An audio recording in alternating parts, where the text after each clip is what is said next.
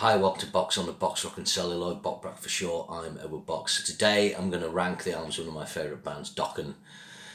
So there's 12 albums in total, but we'll maybe mention a little wild card. Number 12 will not surprise people. It's their 1997 album, Shadow Life. There's nothing redeeming about this. What's strange, I think, is they did a pretty decent comeback album in Dysfunctional with some very good tracks, and it managed to navigate the sort of post-grunge mid-90s era pretty well and kept the Dokken sound but with nods to what was going on in music. And then for some reason in Shadow Life, like a lot of bands did, they kind of went further that way at the point where that was passé. If we remember, grunge peaked really by 94, 95, 96. There'd been deaths. Kurt Cobain had died. Obviously not the grunge band, an old alt rock band, Shannon Hoon, A Blind Melon, and so on. So by 97, things were already into new metal. And this is one of the problems for bands of the ilk of Dokken. By the time things are shifting, you think, oh, I'll carry on with this sound, and then the sound shifts, But there's just nothing on Shadow Life. I'll just get it up here. Nothing recalls to mind so well since I listened to this album, I must confess. But I think the production's terrible. What's sad about this is George Lynch said, I want to make an album that destroys Dokken or something. I mean, and it was a horrible album cover as well. The Dysfunctional had a classic album cover that fitted the mood and was backed by Portrait Records. They ended up on something like CMC International with this and just made a shitty album, basically. It's very rarely that fave bands make albums I don't want to listen to. It's like Judas Priest have never made an album I dislike. I think all our albums have got positivity on them, but this is a shite album. Okay, my next choice is Long Way Home, and again, this album just feels, for starters, it's only 10 tracks, but that's fine. But it's only 37 minutes long. Okay, very 1980s, early 1980s. You do get bonus tracks in Japan, which is typical of the era, but for the main 10 tracks, one of them's a Heart Full of Soul cover, the Graham Gouldman, the Albert song.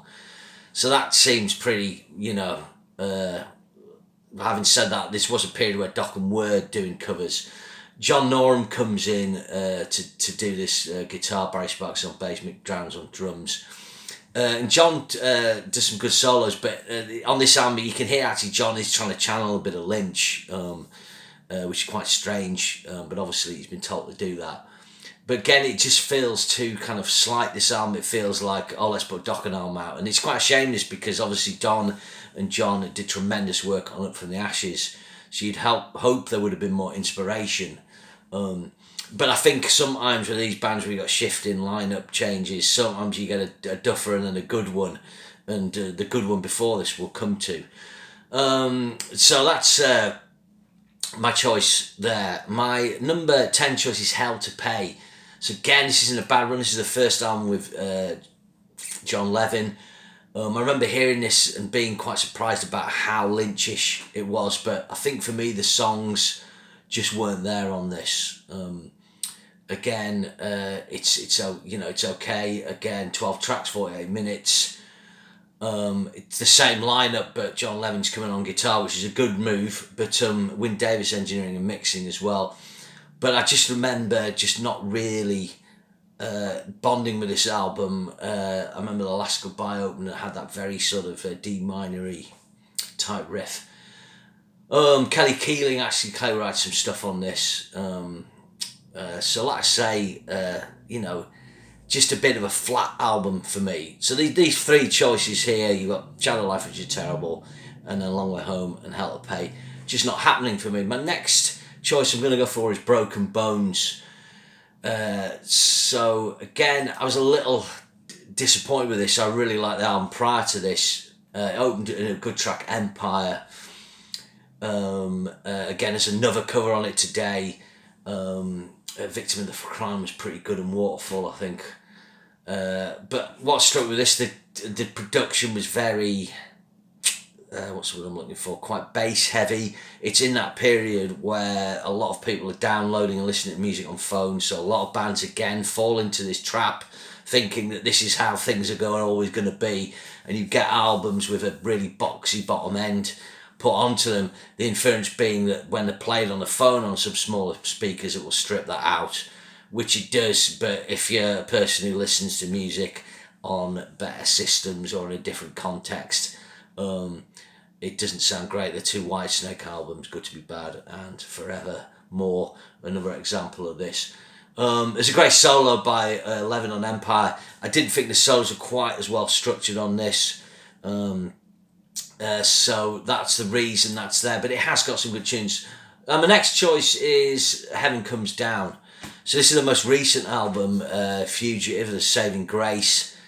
The good tracks. There's some good material on this. I think I like the production on it. I think they've got a good guitar sound, good mix. I think obviously Don's voice had long since given up the higher range ghost, but I think with this they've realised that, and actual fact Don's voice has been like that for a while, and Don's done his best to kind of navigate that, and I think they do it well.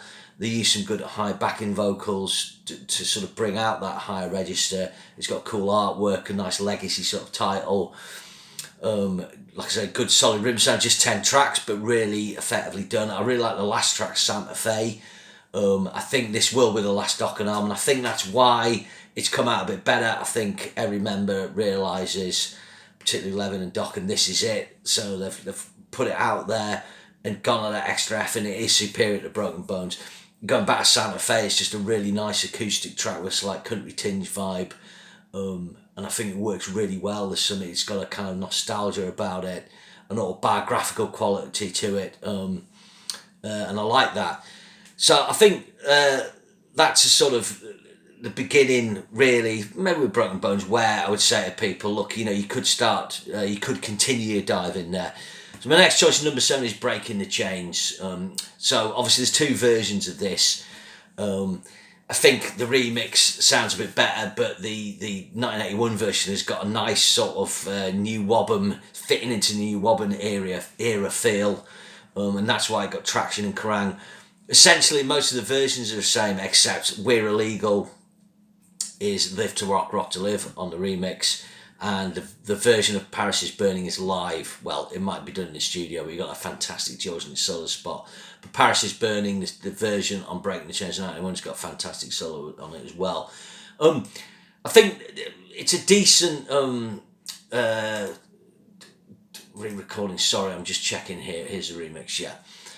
I think this is a decent debut album. So Breaking the Chains is a Dokken classic, and I think the thing is with debut albums, often, as long as the band shows potential, but now bands have to be great right off the bat. Back then, a band could just show potential, and if there's, 1 or 2 or 3 tracks where it's like, oh, that's cracking, it's enough for people to believe in them. Obviously, this got fantastic reviews, and a lot of people didn't like the sort of more polished aspect of the later albums who were into this, but Breaking the Chains is good. In the Middle and Felony, pretty decent. I Can't See You is, it's pretty cheesy, but it's catchy enough. Live to Rock, Rock to Live's a cheesy track, but I think this is saved by a fantastic lead break by Lynch on both versions, We're Illegal and Live to Rock, Rock to Live. He absolutely slays on that. And you got Night Rider, track I think would be the other track I really, really like on this album. It's got Mean and Moody. I mean, it's pretty dugger, but do like it. Seven Thunders is pretty cool. Young Girls and Stick to Your Guns are kind of cheesy but catchy, and then of course Paris is Burning's a bit of a classic. It begins and ends with the 2 best tracks, and like I say, I would pick Night Riders over a track I really like, and then I do quite like others. So it's a solid 6 out of 10 in either format, maybe a 7. I would say it's, the band in this debut format sound, they're arriving at the band they're going to sound like. Okay, so my next choice is from 1999, and it's a Razor Slate. This is the only album with Red Beach. Again, this was CMC International, SPV Steam, Hammer Mercury Japan. Couple of bonus tracks for Japan, and a hidden track as well, Little Brown Pearl. But this is a good record. The production's kind of its time, but it's decent. But I think there's a lot of good tracks on this. I think Red Beach, after the debacle of Shallow Life, he breathes life into them. They've got a serious guitarist in there, not that George isn't, but who really wants to do Dokken and do the best, and he gets co-write on every track, and you can hear it. The artwork's quite good. It foreshadows the Dokken logo, so a big improvement on the previous one, and the ones after as well. Title track's great solo by Reb. Change the World, good. Maddest Hatter, good. Drowned and Shattered are good tracks. They've got that kind of 90s feel to them, like the Dysfunctional, but they work really well. And Don's voice, his range has dropped a bit, but it's still really solid. Mick sounds good. Jeff Pilson obviously is top, and having Pilson back, legitimises this. There's a cover of One by Harry Nilsson. This also gets covered in the film by, oh God, I forgot the name of the actress, the singer. It's Paul Thomas Anderson's second film anyway. This has been covered elsewhere, but this is a good cover. This Carolyn's tradition of having covers. I think the difference is here, they've got more of their own tracks. Voice and Soul's good. Again, kind of fitting in with Shattered and Drowned in that vibe. Then you got Crazy Mary Goes Round. This is okay, actually. Mick Brown sings this and does good. Haunted Lullaby. Again, that's got that kind of dirty, sort of dysfunctional type of riff. I like it. In Your Honour. Really good ballad, finishing 11 tracks on the original album. I must confess, I haven't checked out the bonus tracks, which I will, but I think this is a decent 7 out of 10. This is a solid album. Don't discard it because it's not George Lynch. It's kind of, I hate to say this, but it's better for not having George Lynch on it at this stage of the game where George Lynch's head is at. I think he made that awful Lynch Mob album Smoke list this around this time. Okay, so now we're getting to number 5. So my number 5 choice is Lightning Strikes Again. So this is the 2008 album. This got very well received. I think this is a lot better than Hell to Pay because John Lennon settled in, and I think it was this moment where Dokken decided they needed to do a legacy sounding recording. On this you've got Barry Sparks back in on bass, Mick Brown on drums. This is a really good lineup. Lots of good material on this. Standing on the Outside, Give Me a Reason, Heart of Stone, 3 strong tracks off the back. Disease, which has got more of that kind of 90s vibe, which is good. Crap ballad, How I Miss You Smile, and then Oasis and Point of No Return, nice up-tempo track. I Remember, again, a fairly boring ballad, and then Judgment Day, excellent track. It Means, which is okay, and then Release Me, which I really like, and then This Fire, finishing with a corking, up-tempo Dokken track. And then the bonus track for Europe, Sunset Superstars, is a really cool track, and then there's Leave Me Alone for Japan. I think the main thing that comes across on this, it was produced well, it's got the classic Dokken sound, but the star of the show here is John Levin. He basically goes all out Lynch on this. Let's make no bones about it, the guy's a Lynch clone, but if you're going to get a Lynch clone in, get fucking one of the best, and this guy is. His chops are right up there. He's got all the kind of liquidity and bite with Lower Lynch. Obviously George Lynch at certain parts started to go away from his signature sound and experiment more. So what John Levin does is kind of get more that underlock and key back for the attack. I'd say in terms of tone, he's kind of getting a back for the attack, underlock and key vibe, and chops wise. He's kind of back for the attack onwards.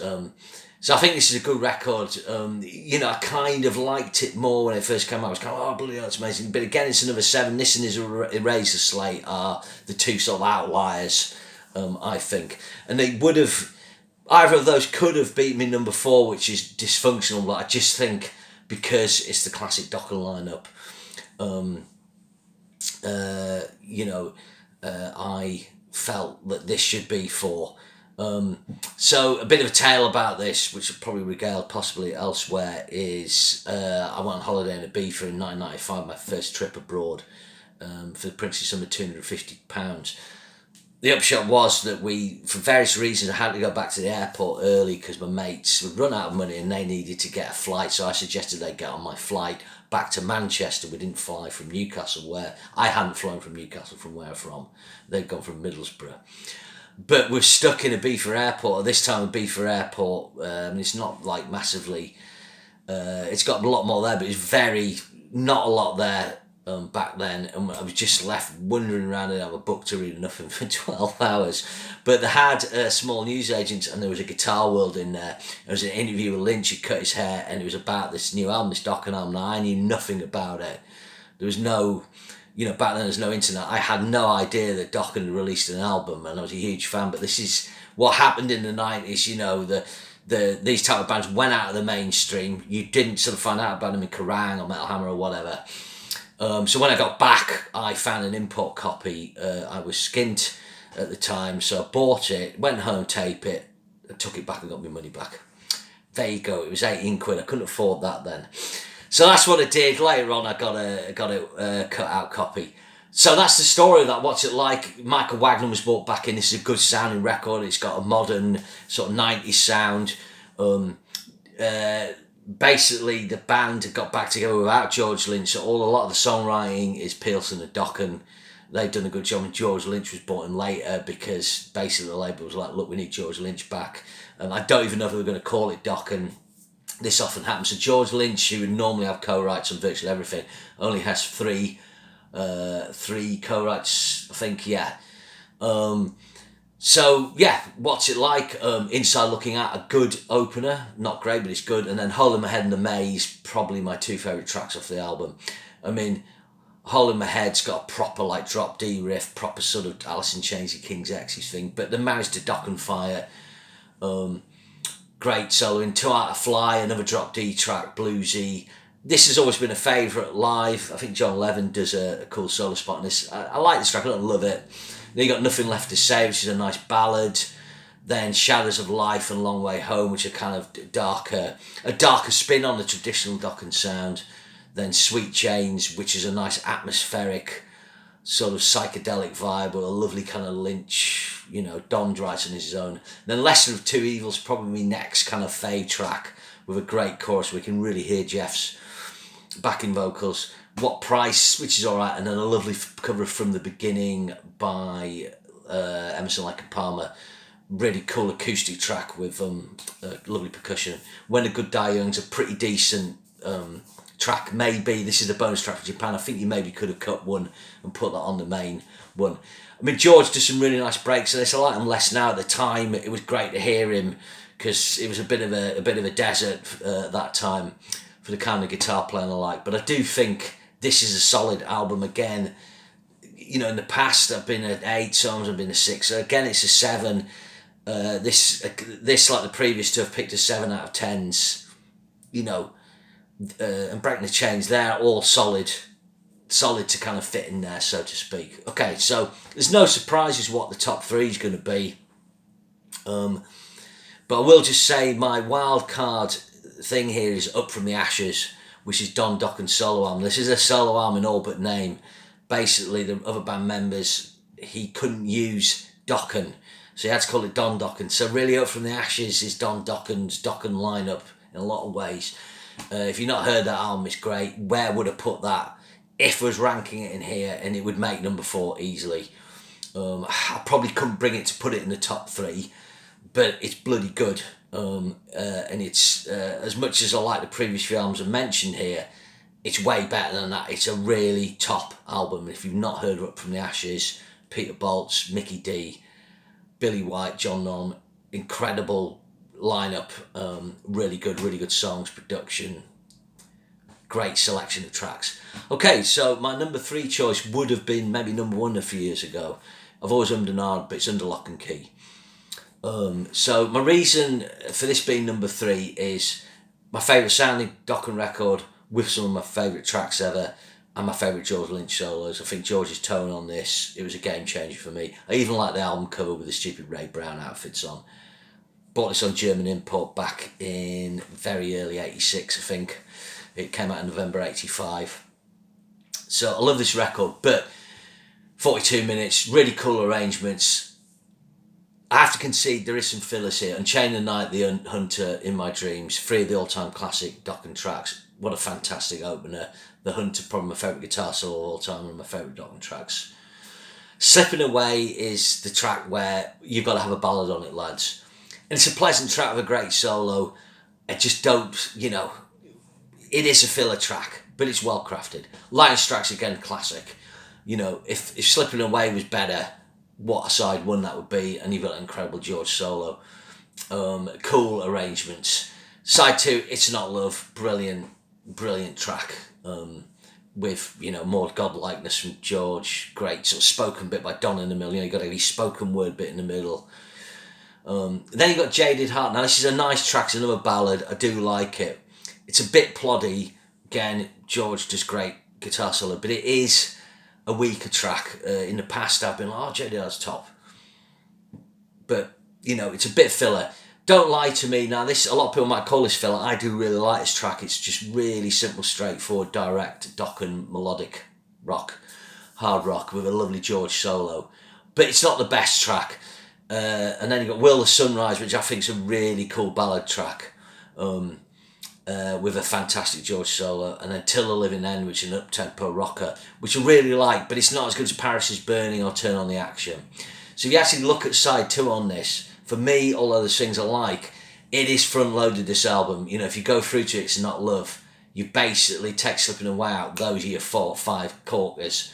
I love the other tracks, but other people might kind of be, you know, a little off on this. So I didn't, like I say, for a long time, this was like, oh my God, Unlock and Key. And it's got, like, as elements of this is Dokken at their best, there's no doubt. But it's not quite as consistent as my number 2 choice, which is Back for the Attack. I'll get my criticisms out of the way. This comes out in the CD era, so like Hysteria, you know, it's got 13 tracks on it, and you get Back for the Attack as a bonus track for the Uninitiated. That was the B-side of the Dream Warriors. So the Dream Warriors single 12-inch, if you got that back in the day, that came out before this album for the Nightmare on Elm Street 3 soundtrack, and Back for the Attack was the B-side. The album came out the next year. Back for the Attack wasn't on the album, and Dream Warriors is a slightly different mix. Kind of, as a part of me actually kind of prefers the original. Opens with Kiss of Death, all-time classic track. Prisoner, really good melodic rocker.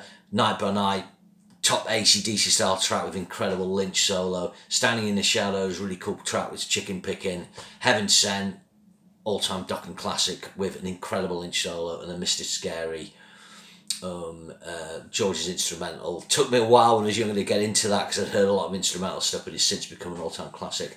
Side 2, it just falls a little bit. So Many Tears, perfectly good filler track, but not as good. Burning Like a Flame, it is a really catchy track, and I do like it a lot more than I used to, but you know, it's a little poppy. Lost Behind the Wall, always love this track, with a brilliant Lynch build on the solo middle section. Stop Fighting Love, a really nice melodic track with a lovely Lynch solo. This has got its greatest pinch harmonic ever in this. Master pinch harmonics. Then you got 3 belters at the end. Cry the Gypsy, Sleepless Night, and Dream Warriors. All with fantastic hooks and soloing. My criticism of this album is you probably could cut a track or 2. And maybe I would have put Back for the Attack in instead of, say, So Many Tears. Or, you know, something like that. The production, I've always found the guitar a bit too up front. I know I love guitar, but I must say George's solos are too loud on this for me. And he really does do a lot of solos. One of the things I like about Unlock and Key, you get his great solos in the middle with little fills and little outro bits, and it's really well balanced. But I think by this point, you know, he's George Lynch, superstar guitar player, and he's been left, you know, and he does get the front covers of Guitar World with this, and he kind of goes into what I call the Holy Six: Satch, Vai, Malmsteen, Halen, Lynch, and I forget who the other really big guys at that time. But these are the guys that are having platinum albums, and they're really, you know, really in the vogue. I suppose Randy Rhoads I'm talking about, you know, who passed away by then. Obviously there's other great players, but these guys were the biggest in terms of record sales. Yeah, so that's me, my number 2 choice. So number 1 is Tooth and Nail. So some, you know, there's always debates about this. Some people don't like the production. The production on this album has that sound where there's an element of polish, but there's still that kind of heavy chainsawness. Icon's debut album sounds like it, early Wasp. Shout the Devil by Motley Crue, of course, said producer Tom Werman. I think with this it's 38 minutes long. It's straight off the bat. You've got the moody Without Warning coming in, and then it goes into Two for Nell, amazing, incredible solo. Then Just Got Lucky, all-time Dokken classic, brilliant melodic soloing. Really love Don's voice on this album. You know, it's melodic, but it's got a bit of rawness. Then you've got the first, what people call filler track, but I think it's great. And it hasn't got a guitar solo, which is really strange. There's no way, if it was under Lock and Key, or certainly Back for the Attack, it would not have a guitar solo. But I love Heartless Heart, really good. And then Don't Close Your Eyes, another deep cut at the end, which I love, with a great riffing. And Don does a great metal scream at the end. Obviously, one of the great things about heavy metal is to sing the title of the song and go into metal scream on the last word of the title of the song. You know, so if your title of your song was like I Like EastEnders, you'd be like, I like EastEnders, you know, shit like that. Aside tones with When Heaven Come Down, with a classic tritone riff, really heavy. Really, I mean, it is really heavy. You listen to that track, it's kind of Sabbath heavy. Into the Fire, melodic metal, melodic hard rock classic. Then the next filler, Bullets to Spare, which is just a really catchy, well-crafted track. It's a killer tune.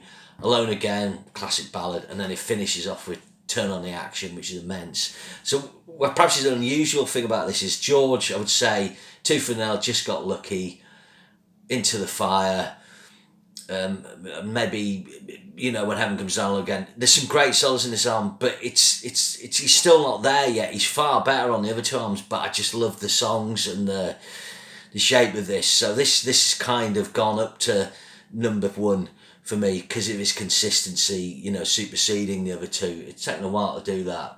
But they're very close. If someone said to me, well, my favourite's on Lock and Key, I like Back for the Attack best, I wouldn't disagree. Dokken showed remarkable consistency across those three albums.